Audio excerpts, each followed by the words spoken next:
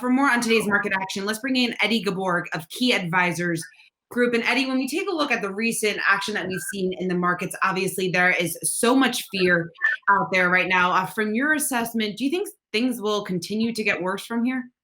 I do, unfortunately. I think right now things are going to get worse before they get better.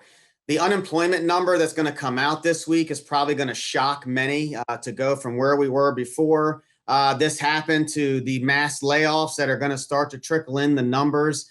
The virus cases here nationally, they're going to increase as well too. And as we know, because of that unknown factor, it's caused a tremendous amount of fear. You know, we had the VIX already above 80 a week ago. I mean, these are just unprecedented times and absolute tremendous damage being done to the markets as well as the small businesses. So this package not passing today certainly is not helping confidence. So we hope and pray that this gets done because there's a lot of small businesses out there that need a lifeline right now during this unprecedented shutdown that I don't think anyone thought could actually happen. But it is, and we're living through this right now. And it is a worst case scenario here, unfortunately, short term from an economic perspective.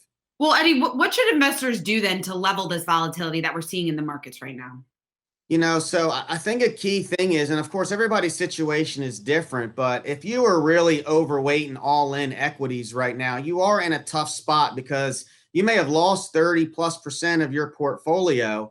And many times, obviously, you don't want to panic and sell everything at that time. One thing we have had some clients do is raise cash from their fixed income part of the portfolio that has been somewhat stable throughout this time to increase cash and give us some dry powder to actually dollar cost average into equities as we continue to hit these lows. Because I do believe we're going to get through this. And when we do, those that were fortunate enough in a position to be able to buy these good companies that are down 25, 30, 40%, in my opinion, I think they're going to be handsomely rewarded over the next 24 months. It's going to be painful here in the near term, but we are going to bounce out of this.